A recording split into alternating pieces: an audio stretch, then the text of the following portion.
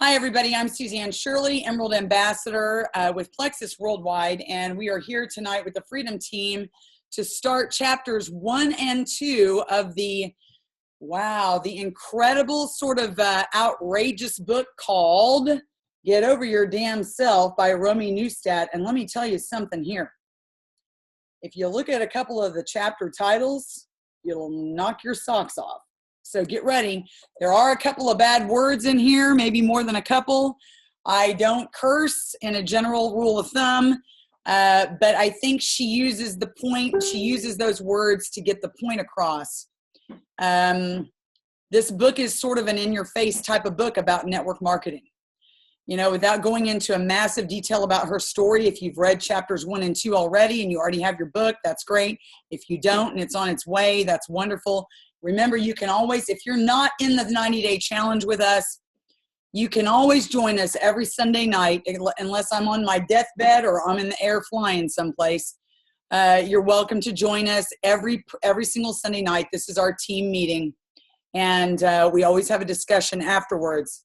If you miss it, I record them, and you can watch it afterwards, okay? But this is a part of the 90-day challenge requirement. So Romi Neustadt is a 7-figure annual earner with her company, which she doesn't mention. Her husband is as well. He is a fully retired physician. They're in their, I think they're late 30s, early 40s. She is a fully retired attorney. The two of them made an incredible amount of money in their professions, but they used the item of billable hours, and they never had any time to go on vacation, even though I had plenty of money to do it. And they never had any time to hang out with their family, even though they had plenty of money. And so they didn't enjoy their lives. And that's what brought them into a desperation mode to build this business and the way that they did it. And she gives her tips, and she's very frank about them. So what she talks about in the introduction is that this book is going to help us in the understanding of the basics and how to do the necessary income producing activities. That means IPAs. We call them IPAs lovingly.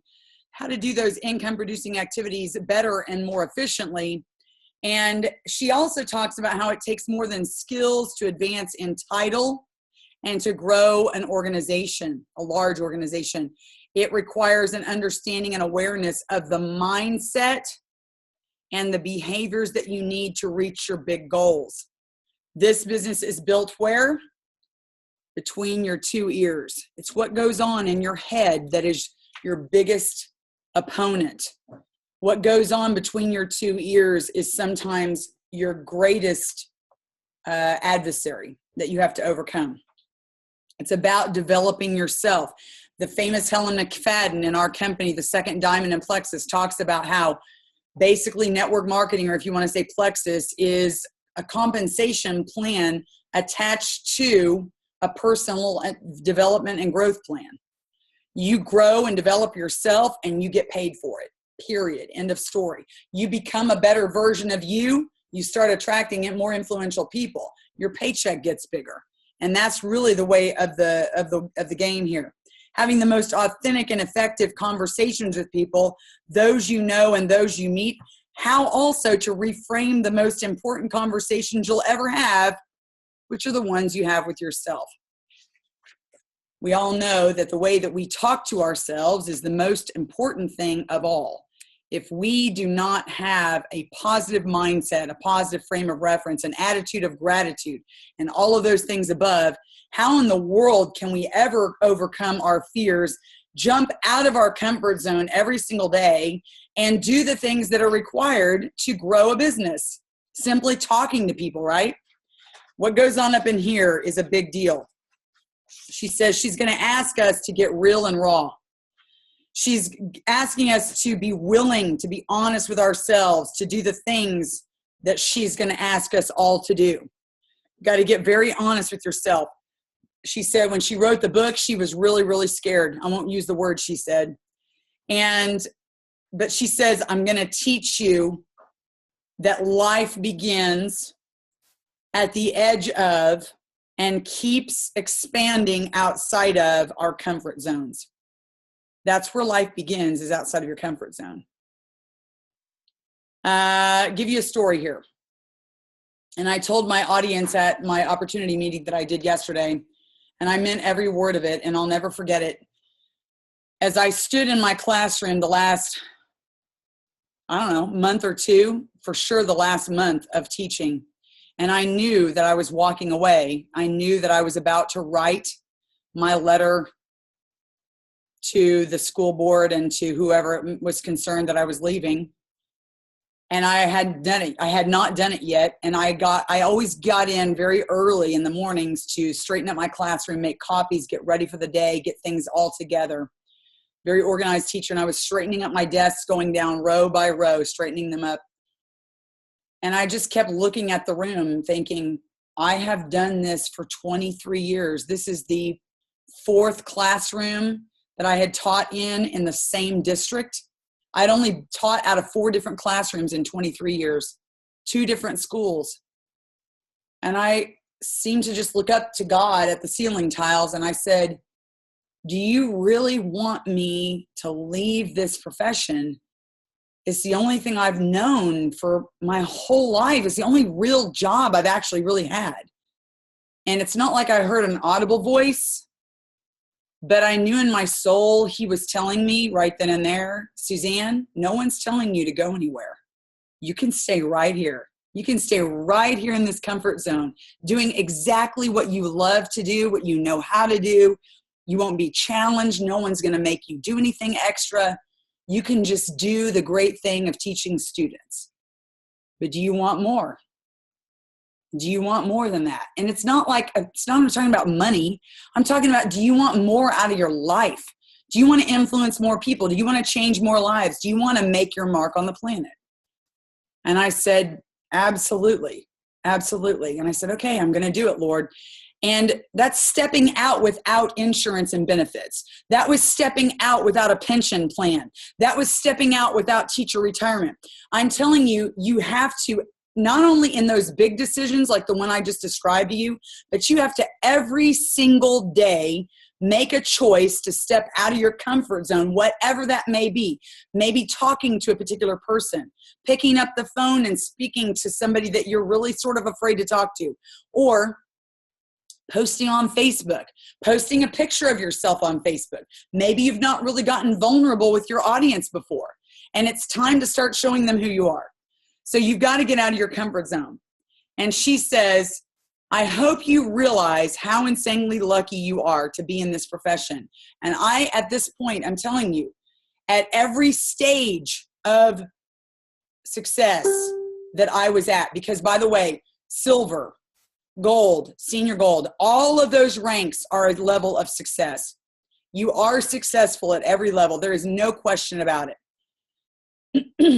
If you want to realize how insanely lucky that you are, and I always realized that every single step that I had, every check that I got, every life that was changed, I was always saying, wow, I am so lucky to have found this amazing opportunity. You got to be in that mindset. Those of us in network marketing get to decide what our lives get to look like. And we get to help other people do the same thing. Travel, time with kids, getting involved in causes near and dear to our hearts. You're sitting in a business that can give you all of that. I'm going to tell you something that Helen McFadden told me just the other day. We had a conversation. She was congratulating me and excited. I want to read this. I don't think that she would mind because I'm not going to give you any massive details. I'll tell you, there's some things I can't say. Hold on. Anyway, I can't find it. It's buried. She basically said that at church, they handed out all these envelopes, and the challenge at church is to take those envelopes and fill it with what you can afford to give and decide who you're going to give those envelopes to that week. And because of the blessings that her and her husband Matt have been blessed with in Plexus, that she shoved them full of cash. And she told me, I can't wait to give this one envelope. The very first envelope I'm going to give is to the guy at the dry cleaners that I go to every other day, who's so angry and he looks like an alcoholic. I know he's got to have some big things going on in his life. I can't wait to just blow his mind with how kind this gesture is going to be. I just can't wait to give this away. And that is the kind of amazing experience that we should be able to have, right? We should be able to have those kinds of experiences where we can give. If it's to the guy down at the dry cleaner, if it's to the guy that I saw at Target a couple of months ago sitting next to a trash can in a wheelchair, and he looked very dirty and he had no place to go and he wasn't holding up a sign that said, feed me or give me money. He had a little sack with some stuff in it, and I don't think he had any place to be. And I was crying on the way home, and my husband, he thinks a little bit differently than me. He thinks the guy's probably a panhandler and, just goes and sets up shop there. But I don't think that. And he's like, you didn't grow up in Southern California. I'm like, okay, great. But I want to be able to give to my students on mission trips. I want to be able to give to the things that I've always wanted to do. Have you thought about that kind of life? Have you thought about that option where you don't have to look at your paycheck or your bank account before you decide if you can give to something? Can you imagine? You can't even fathom that, right? That's the kind of giving that Romi Neustadt and her husband can do. Like massive giving. Building orphanages in Kenya type of giving, okay? It's just incredible. She says that she's a 6-figure monthly income earner and that is possible. And that it's also possible for any of us if we are willing to do what it takes to get there. So we're into chapter 1. And I'm just going to go ahead and go through the meat and potatoes of this. She talks about in this chapter why people are not successful in network marketing. Okay? Why aren't there more people in our profession that are 6- and 7-figure earners? Why not? Well, the business is anything but easy, she says. Anything but easy. The mechanics of it, they're easy, okay? Talking to people, following up with people, post on Facebook, get on the phone, sign them up, show them to your website, things like that. That stuff is easy. It's what goes on up here that's hard. It's overcoming your fears, okay? But that's what makes it hard. This is a hard business. And if anyone's told you that it's easy, I don't want to mince words with you, okay? The mechanics of it is easy. The products sell themselves. Yes, that part is easy. The products are incredible. That's why we're here today. That's why our company's exploding. You're not selling handbags and candles and pots and pans and those types of things. You're selling life change in a bottle. And I mean real life change. Revolutionary life change. And it sells itself. All you have to do is get slim in the hands of somebody and let them drink it. And if they don't like it, they're crazy. They're literally crazy, okay? So that part of the business is easy, but the rest of it is hard because you have to talk to a lot of people. It's going to test you in ways you've never imagined. You're going to have tremendous highs and cavernous lows. It's going to require you to dig so deep and learn resilience, to get so clear on who you are and what you stand for. Boy, has that happened to me this year. And I could talk about that in detail, but I'm not going to. There's some things I'm going to keep to myself. I've had to learn a lot about who I am and what I'm going to stand for this year. Let's talk about the 3 buckets first. 3 buckets. Every single person falls into 1, 2, or 3 buckets. Okay? First bucket, people who want to become your customer. People who want to become your customer, they're going to be walking, talking billboards that refer other people to your business, okay? Number 2, people that want to join our teams. Business builders. People are going to duplicate what we do. And number 3, people that are not interested in the product or the business or the services that we offer, but they become a source of referrals. So every person is one of those 3 things. You don't have somebody that's not one of those 3 things. Whenever I speak to somebody, I offer the business to them. I tell them about the business first. If that's not what's in their corner and they don't just shine up to that, I start discussing how fantastic the products are and help them to understand that they are why that we are here. the products. And then if they're not interested in that, who do you know? Who do you know who has problems with blood sugar, or who has intestinal health issues, who needs to lose a little bit of weight, or who maybe wants to earn some extra money? I always ask, who do you know? Who do you know? So those are the 3 buckets. It's really simple. Why the heck aren't there more 6- and 7-figure earners then, if everybody falls into those 3 buckets? Well, because of 4 reasons why people fail. And I'll never forget when I read this, I was like, this is genius. This is absolutely what I've always been trying to say it, but I didn't put it into 4 points like this. Number 1, they're not coachable. Number 1, people are not coachable.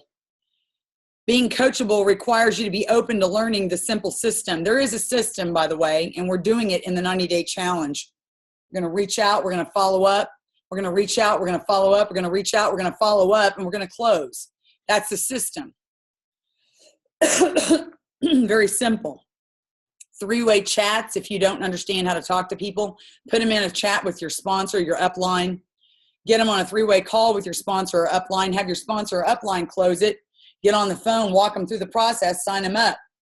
Get them into the team, send them some welcome videos, get them on a 3-way call, help them to learn what to do and duplicate yourself, get them to silver. That's the system.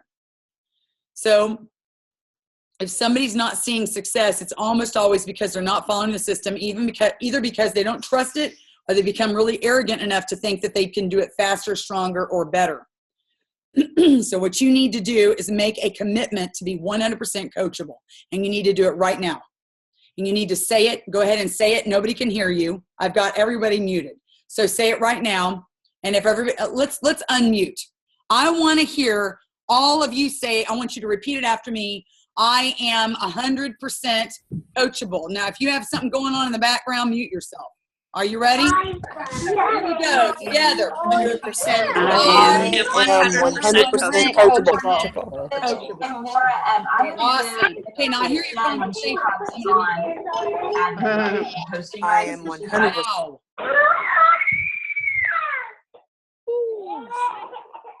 Okay, I don't know how some of you listen with all that noise going on in the background. But you know what? Bless your hearts. You got kiddos. Hopefully you can hear what's going on. Okay, so I am 100% coachable. 100%. I certainly was when I joined. Did you do it? Did you declare I'm 100% coachable? And if you did, then guess what? You've already passed probably the biggest hurdle there is in network marketing, to actually decide you're going to do what your sponsor says to do, to follow the system. What do uncoachables not do? Uncoachable people don't talk to enough people. And I'm here to tell you right now, you got to talk to hundreds and hundreds and hundreds of people. Do you need to go out and sponsor 400 people? Do you even need to go out and sponsor 100 people? No. Do you need to go out and sponsor 70 or 80 people? I don't know. But your team will eventually get you to where you need to go, as long as you keep looking for level ones and you continue to sponsor. How are you going to do that, though? Unless you talk to people. You've got to talk to a lot of people. And she says, I'm going to say this word, all the damn time. You got to talk to people all the time. Your mouth's got to be open. The uncoachables also refuse to implement proven business building tools to help them expose and close. What does that mean? Expose the network to what they're offering and move them through the funnel to close, to get them to join. Okay. It sounds really mechanical, but really what we're doing, we're talking about the mechanics tonight, but we really are building relationships and loving people and changing their lives. So I don't want to, if you're new tonight and you're listening, I sound very ferociously mechanical. But if you know me and if you know that I sponsored you, you know how big my heart is and you know how much I love and care about you. That's what I'm trying to do. But I'm talking about the mechanics tonight. The second reason people fail at network marketing is they do not treat this like a business. And I think that one is what I see the most in Plexus. It's not that they don't do what I tell them to do or don't follow the system that I show them how to do. Well, partly that is the truth. They're afraid to follow the system. They're afraid to put people in a 3-way call. They're afraid to invite somebody to a 3-way chat. They don't want to offend their prospect. they think I'm going to be too hard on their prospect, or they think I'm going to blow over their prospect and push them away, or whatever the case may be. But I think the biggest one is that they don't treat it like a business. They do this sometimes. They do it sometimes, and they don't do it all the times. Okay, hang on. It's asking me to do what? It's got me on. All right. Now I'm in full screen mode. All right. All right, let me go on. They don't treat it like a business.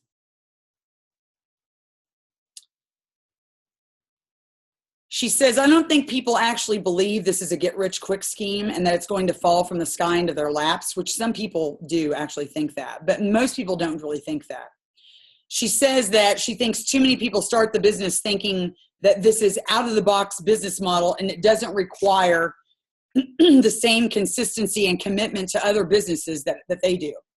If you have a real brick and mortar business with a sign that says open from 9 to 5 or whatever, and it has a front door and it's a real business, you don't just decide to go in there whenever you feel it's convenient for you, do you? You've invested hundreds of thousands of dollars to get that business started. You're not going to just decide to go in there whenever you feel like working your business. You're going to go into bankruptcy if that happens. So why is it that people don't take this seriously? Well, I don't know why they don't, but they don't. And because they don't, they're not successful. It's called network marketing, not net slacker marketing. And that's pretty profound if you ask me. She's talking about how you've got to treat this like a business. She says, we mean that you need to do your IPAs every single week, even when you're tired, deflated, disappointed, frustrated, ready to pull your hair out.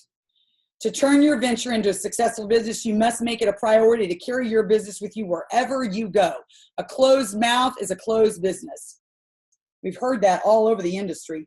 If you owned a retail store instead of a virtual business, you'd go to the brick and mortar space and turn around the open sign and get to work. How can you expect to be open for business if you're not turning around the open sign in your brain and in your schedule every single day? In this profession, every time your mouth is closed, your business is closed. Now, do you have to work this business 10 hours a day, 8 hours a day, 4 hours a day? No, you don't. What about 2 hours a day? No, you don't even have to do that. How about 1 hour a day? Yes. You need to work this business at a minimum of 1 hour a day, 6 days a week. If you're new, for sure. If you're not so new and you've got a team, you got to work a lot harder. You should devote at least 80% of the time that you spend in your business to personal business building, talking to people, finding out who wants to be customers and giving them a service. That's 80% of your time working on your own personal business, not your team. If you have a team of 2, 3, 5, 10, 20, 50, 100, 150, 250 people, you are not spending 80% of your time managing them. You spend 80% of your time going out and finding people to talk to and join you in this business, inviting them to join you. And then you're going to spend 10% on three-way calls with your team. And then finally, the last 10% spent on your personal training, meaning plugging the training calls and webinars in for your team. So you're spending only 10% of time on your team. And for me, I'm trying to keep it that way, because when I spend 80% of my time in personal recruiting, you guys recruit the same way. You guys work the same way. The speed of the team, the speed of the leader is the speed of the team, and success loves speed. So if I go fast, you guys go fast. If I go slow, you guys go slow. If I recruit, you recruit. If I stop recruiting, you're going to stop recruiting and you're going to start managing your team. It's not going to be the way it is. So an example is if you work 15 hours a week to your business, at least 12 will go to your personal business. And then 1.5 hours are going to go to three-way calls. And the last 1.5 hours goes to your personal training and coaching with non-newbies, meaning longtime team members. Okay. This time allocation is so important to keep you growing, to help you to avoid putting the brakes on even crashing your business, which you can do. And then finally, the business requires you to get comfortable being uncomfortable. And she says, I always giggle when I talk to a young mom who thinks she can build a 6-figure income during the 1-hour daily nap of her child at home. It's just not possible. You're going to need some more time, some uninterrupted time. And she talks about how hiring a babysitter a few hours a week might be necessary and make the difference, massive exponential difference in building your long-term success. Reason 3 that you don't grow in your business is that you're not willing to get uncomfortable, not willing to get uncomfortable. The business requires you to get uncomfortable being uncomfortable. You got to get comfortable getting outside your comfort zone. New business builders hide behind getting ready to get ready because it's safer. Getting ready to get ready. How many times are you going to reorganize your desk in your office? How many times are you going to clean up your workspace? How many times are you going to read another article about intestinal health? How many times are you going to organize your file system on your computer? Getting ready to get ready is not going to get you to gold, senior gold, silver, or wherever it is that you're wanting to get. They keep practicing talking to people instead of actually talking to people. You practice talking to your sideline. You practice talking to your friends, people that you already know are doing Plexus or love Plexus, and you're not really talking to new people. You go into management mode with the team, and instead of continually putting themselves out there and keep building. So we've all been there. I've been into management mode before. Absolutely.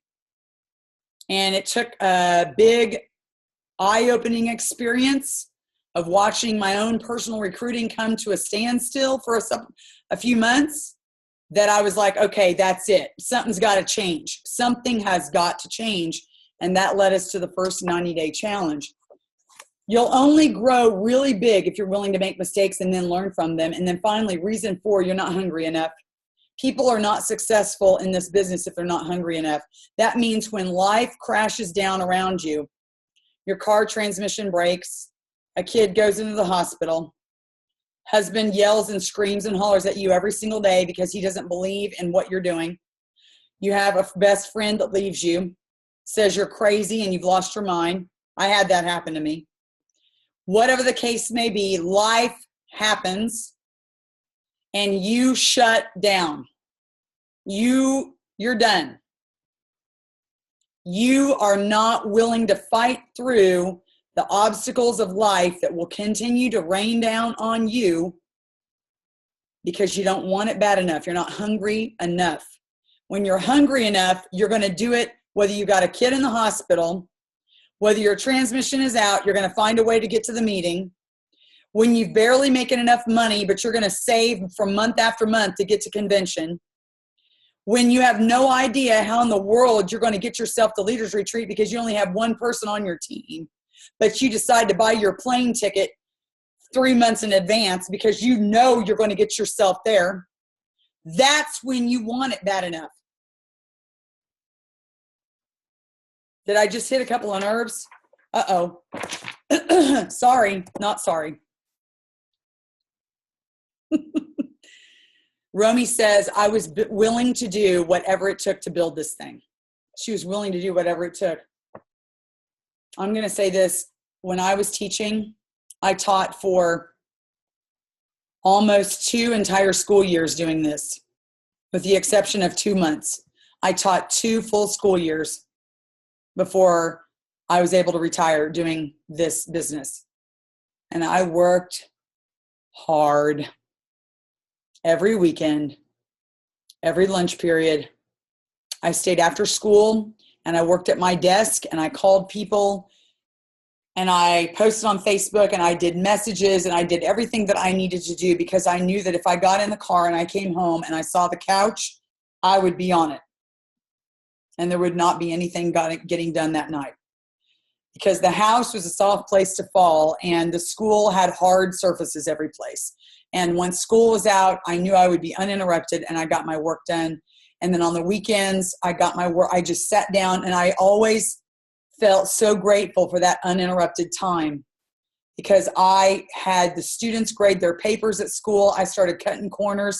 I did everything it took to get me more time to do this business, including quitting grad school. I quit grad school to create more time to work this business. What are you willing to do what it takes to do this business? I mean, I was halfway through grad school. I still owe money on those classes. That is an unfinished degree. But I saw what this was, and I quit because I knew that if I finished this thing that I started, I would never go anywhere with Plexus. What are you doing? What are you willing to do? She says she kept going even before they were making the big money. She saw this thing succeeding. She saw herself. She visualized the taste of freedom that would come with bigger commissions and residual income and the ability to stop working for others. I can't tell you how many people asked me this week, will you tell me what your first check was as an Emerald?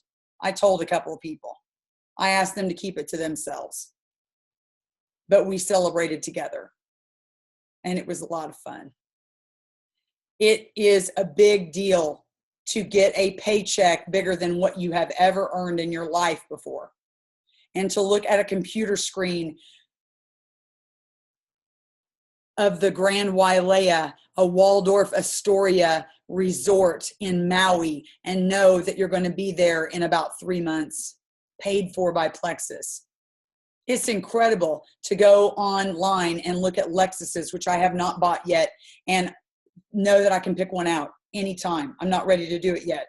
I want to make sure I have my finances in order, that it's paid for by Plexus, but I want to make sure that I know what I'm doing and that I secure financially in this business for several months before I go and make that jump and commit myself to a 2-year lease for a vehicle that's $70,000. That's crazy. $70,000 car. Insane. I almost think that's crazy to get a $70,000 car, because I mean, it just sounds outlandish to me, right? But if it's paid for, hey, I'm signing up for it. But I'm just telling you, I'm a conservative person. I'm not going to go jump in to the deep water until I know that I can swim in it, which I really do believe that I will, but I'm waiting. I'm going to be conservative. All right, so please understand, I'm going to read this last passage right here, and then we're going to go on to the next chapter. She says, I'm not suggesting that you cannot be successful in the business unless you're at your wit's end with your life, unable to feed your family like Christy White was doing. I'll tell you that story here in a minute. I'm not saying that you can't be successful until you're desperate, right? But you've got to figure out what it is that you really want and you don't already have. You got to figure out what that thing is that you really, really want that you don't have. Whatever it is, it's got to be so important enough to get you to do something with commitment and consistency.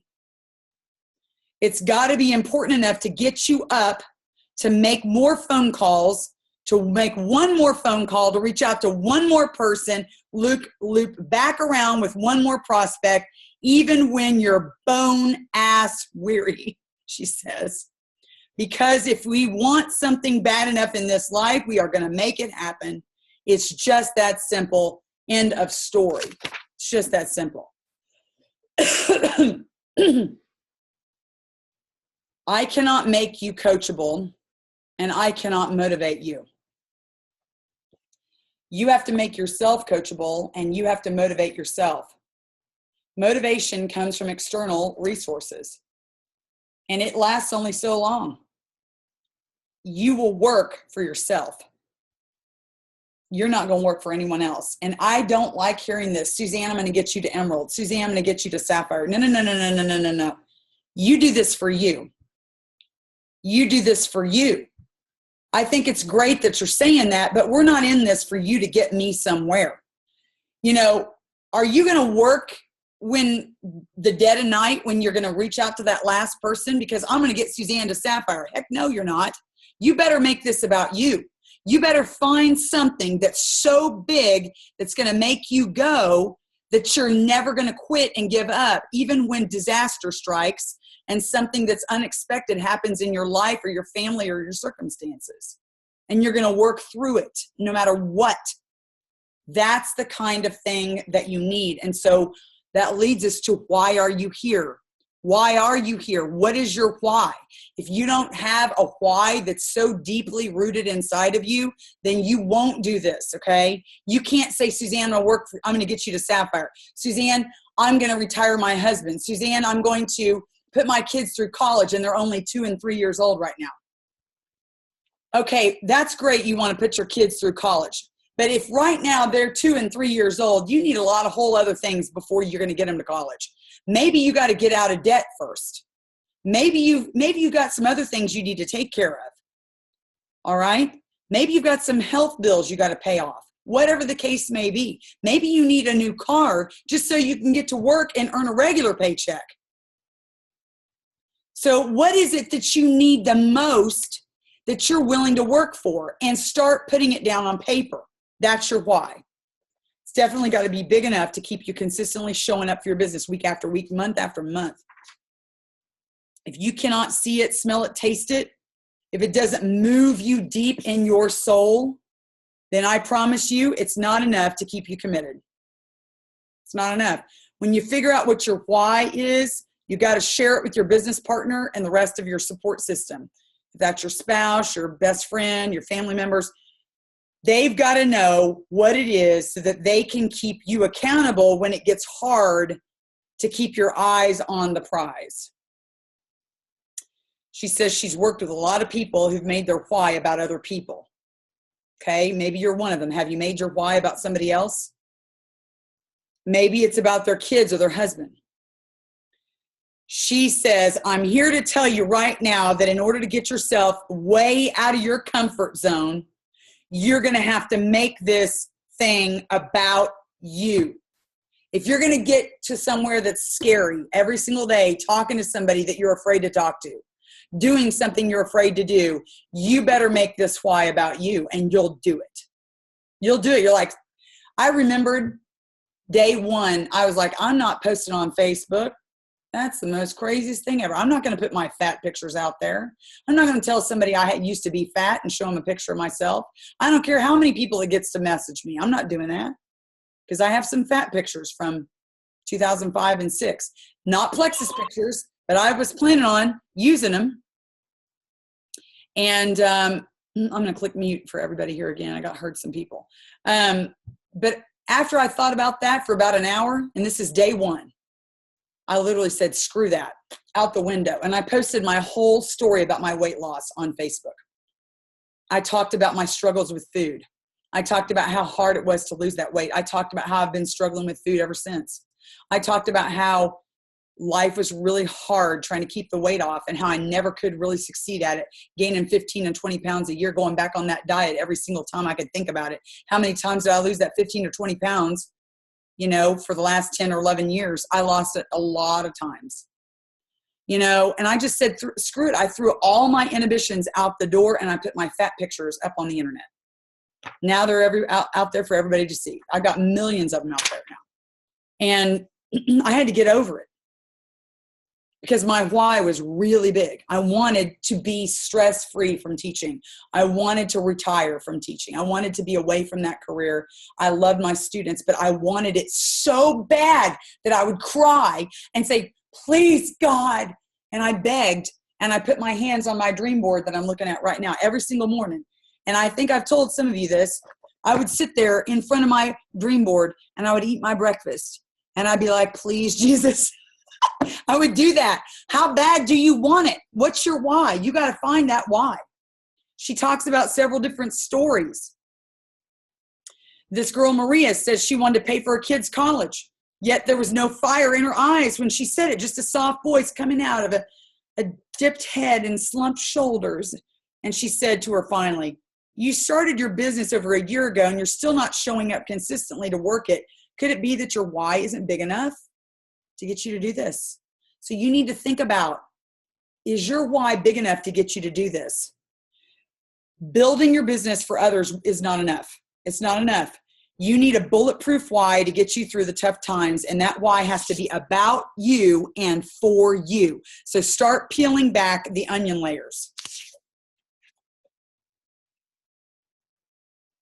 Start peeling back the onion layers. She tells another story about a gal named Pamela Then Becca O'Leary, if you've read the book, you can go back and read them. Amy Hofer, she tells all these stories about how she helped them to peel back their onion layers. Okay. I'm going to read past that. I don't want to go over all those stories. Our whys evolve along with the business. The key to consistent growth is not stalling out, and not stalling out is to continually check in with yourself and your priorities. You know, I had to rewrite my why not too long ago. I did it about 2 months ago, and I did it in an audio recording, and I still have it recorded because it's my voice and it's very powerful, and it's 20 minutes long. And I was uninterrupted driving, and I love it. It was raining, and I was driving back from way out of town. And every time I listen to it, I mean, I get teary-eyed at certain points.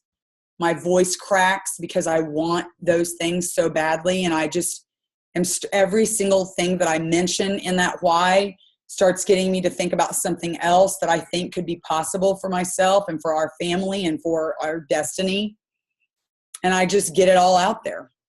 And I challenge you to start dreaming again and start dreaming big. Romi's why was to have the time and the economic freedom to show her husband Nate and show Nate and Bibi, which are her children, all life has to offer, and to teach them to develop their entrepreneurial spirit to reach their highest heights and make the world a better place to live in, and to be a change agent to help others become the best versions of themselves. I mean, what kind of a why would that be? I mean, that's a profound why. You want your children to be solid individuals that don't think that life is handed to them, that they respect where they came from, and that they can work for their own heritage and want to make the world a better place than when they left it. Don't you want your children to be like that? I mean, I think that's a lofty why. She says, but if I was going to wake up every day still wanting to build our business, she's like, eventually to the point where she had to come up with a new why. She had to. So your why is going to change over time. It's going to develop once. I mean, I was looking at my dream board, and I could literally get rid of the Lexus, the Emerald, and the Emerald Extravaganza and have a whole corner of my dream board is empty now, because I don't plan on going backwards. I plan on being at least an Emerald or higher. So now I've got to fill that space up. And when I retired from teaching, I took these two big graphics off the middle of it that said, retire from teaching, beach money. You know, I want some beach money for sure. Be able to go to the beach whenever I want. That's definitely what I want. But I've already had to fill in some holes on my dream board. So that is really, really profound to be able to do that. Your why is going to change. As you think about your why or rethink it, remember that it's okay to be selfish. It's okay to be selfish about what you want. Get over it that you're being selfish. You're not selfish. Look, if you're not selfish, how else are you going to do this? Make your why about somebody else when you get there. But make it about you so that you can get there. Okay? That can be a hard thing to do, making it about yourself. It's a hard mindset shift, especially for women who always are so programmed, and she says, to be so damn selfless, because we are. We put everybody before ourselves. We do so much for others. And she says, yet a lot of the whys that she's talked about prove that doing for yourself and doing for others don't have to be mutually exclusive. One reason that people don't succeed is they don't even know their why. They don't even know their real why. They're not digging deep enough to figure it out. You've got to dig really deep to start understanding, take some uninterrupted time maybe and start talking into your phone on a voice memo and start saying, start really digging deep. No one's listening to you. No one's going to hear it. If you like to type it out. If you like to write it in longhand, write it out. Start talking about what your life is like without your dreams. Talk about the prison that you live in. You understand it really well. the things you can't do, the places you can't go, the person you can't become, the life you can't live, the time you don't have. Why don't you write it all out and then look at what you don't have and start writing about what your life is like with your dreams. And then start imagining yourself living in that dream in the present tense, and start talking about it in the present tense, saying, I am, I go, I eat, I live, I spend time with, I talk to. Make your dreams, make your why in the present tense. And go back and read it, and then tell me that that's not going to make you work, my friends. That is what you need to do. You need to dig deep. Okay, so here she is talking to somebody about peeling the onion layer back. Somebody says, well, I just want to earn more money. So why is you want to earn more money? Well, so I can build an emergency fund. Okay, well, why do you want to build an emergency fund? Well, so that I know that I'm safe. Well, why will that make you safe? Well, because last time I was married, my husband left me with nothing. And my current marriage, I can't be left in the same awful situation, said that girl. So here's your real why. She said, so I'm hearing that your real why is to make sure that you can always take care of yourself and put the power of your own future in your own hands. You want to be able to depend on yourself and be independent. So it started off with, I want to earn extra money. Well, that's not your why. Your why you need to peel back the onion layers until you find it out. Another reason people can't figure out their why is because they've stopped dreaming. They have stopped dreaming. They can't even imagine that any of this is possible for them. Okay? Maybe you've stopped believing that it's possible to actually seize your dreams or realize your dreams. I know I had stopped dreaming. I had. I know this is a first world problem because we don't live on dirt floors and we don't have empty cabinets and we have plenty of clothes to wear and food to eat. Okay, this is a first world problem, but I'm just telling you, we can have way more than living paycheck to paycheck. And I remember telling my husband all the time, we won't ever go on any vacations. You know, I want to see the Taj Mahal someday. I want to see Jerusalem. I want to see a beach that we can actually pay for to get to and not have to win the lottery to do it or go in debt to do it or put it on a credit card. I want to stop having to ask the question, debit or credit, when I go to the grocery store. I want to stop coming home and having an argument with my husband. Why did you buy an extra package of toilet paper when we already have this one package in here for the week? We don't need that right now. Why did you buy extra shampoo and conditioner? Well, because I like backups, but we don't need to spend that money right now. You see, arguing about toilet paper, shampoo, and conditioner is the most ridiculous thing on the planet when we live in the land of prosperity.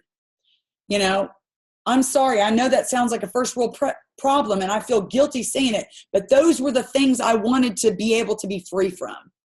And I'll never forget when I heard Rosalind Payne, which is directly a best friend of Celeste Gwynn, and she said, I wanted to be able to go down the aisle at Walmart to the detergent aisle and buy Tide extra whatever and not have to get that off-brand generic thing for $3.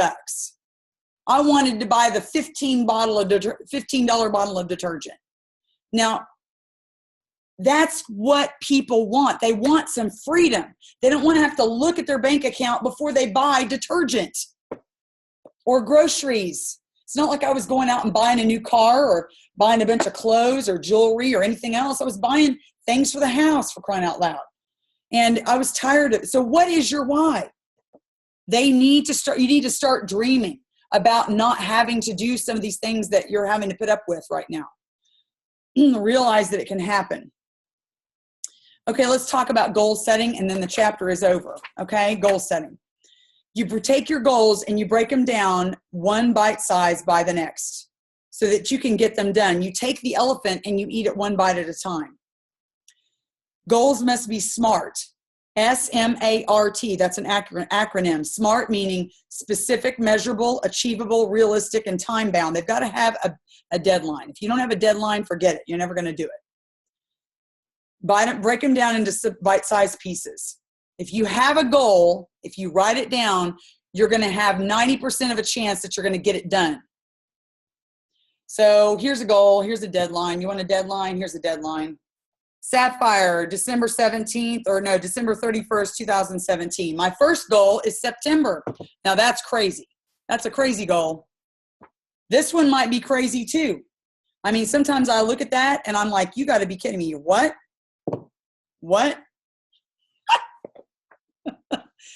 You got to be kidding. I'm serious. I look at that and I'm like, okay, how am I going to get that done, by the way? Because I look at that and I'm like, that's crazy. Why? Because sometimes I can't imagine that that's possible. Sometimes I'm like, how in the world is that going to happen? How are you going to get that done? You should be saying the answer right now. Daily affirmations. You start saying your daily affirmations every single day, and guess what? You're going to get your rank. You're going to get your rank. Make one of your affirmations a deadline for your rank. Okay, measurable, achievable, realistic. For example, if you got a goal of replacing a $10,000 monthly salary in 6 months, but you're only willing to carve out 6 hours a week for your business, that's not realistic and that's not a good timeline. Okay? Stretch your goals. This business grows fastest when you keep making stretch goals for yourself and your team. What's a stretch goal? My stretch goal is not December 31st. My stretch goal is September 30th of 2017. That's a stretch goal. Now I'm going to work a lot harder. Because if I don't hit it, at least I'll be a lot farther than when I was if I didn't set that goal. A stretch goal sets a deadline and a sense of urgency. And your urgency increases, which will reduce your procrastination. You're going to quit putting things off. You're going to get to the finish line a lot quicker. Okay? All right, finish this up, Suzanne. Make your goals public, write them down, make them real, accountable, and that way that you're going to have more belief. If you make them real, you're going to write them down, you're going to be held accountable for them, and you're going to believe that they're possible. Make a dream board. I'm going to show you my dream board. I'm almost done. Make a dream board. Okay, I'm going to show you my dream board. You ready? Now, I spent a total of maybe $15 on this, okay? I know it looks elaborate. I went to Walmart. I got a cork board. See, it looks like a little cork board. Okay, I got some little thumbtacks. That was like what? Total of $5 total. Then I bought a little stencil. That was like, I don't know, $3. Then I went through my pictures on the internet, and I went through my pictures in all of my computer, and I found things that I wanted for my life and my family, and I sent them to Walgreens and had them printed out. Okay, personal training forever, right over there. I want a grand piano and a beautiful room and a big old massive house. I want to travel to Chatsworth in Europe. I want to go to see Spain. I want to be a jewel trifecta. I want beach money. I want my team to get to the top of the company. I want to go to Michigan and see their games every fall. I want my husband to have his dreams. I want to spend more time with my mom. I want to go to Maui. I want a nice house with a 3-car garage. I mean, there you go. And you know what? Go and put your stuff out there for you to see so you can pray over it every single day so that you can look at it and you can be inspired by what you are dreaming about. Because if you can't see it, how can you even fathom it up here in your brain? Okay, so she talks about how badly do you want it. We're almost done. Growing a 6- and 7-figure business takes consistency and talking to people every single day. This is a business of attrition. I was talking to Jeff Stoll about that today. This business is a business of attrition. People quit. People quit. It's a numbers game. If you're not personally adding at least 2 new business partners a month, you're not insulating yourself from attrition, which is people quitting. You may feel like you want to quit, but you've got to commit to work 18 to 24 months as hard and as smart as you can. Did you hear that? 18 to 24 months as hard and smart as you can. Now, some of you, it's going to take more than 24 months. It took me more than 24 months to get to Emerald. Took my high school best friend 13 months to get to Emerald. It took me 2.5 years to get there. That's why I look at Sapphire and I'm like, okay, I'm just being honest. Okay, how do I get that laughing sound out of my head? Affirmations, right? Entrepreneurship is living a few years of your life like most people are unwilling to do, so that you can spend the rest of your life like most people will never be able to do. Okay? You've got to give up some time early on so that you can play for the rest of your life. So you don't play, but all I'm saying is so that you can do what you feel like you need to do and be where you need to be for the rest of your life. Why not? How bad do you want it?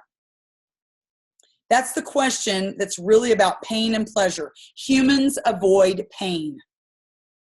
Anything that feels uncomfortable. Think about it. You got a customer that starts having some gut health issues and a little bit of constipation, a little bit of gas and bloating, and I put on a couple of inches around my belly.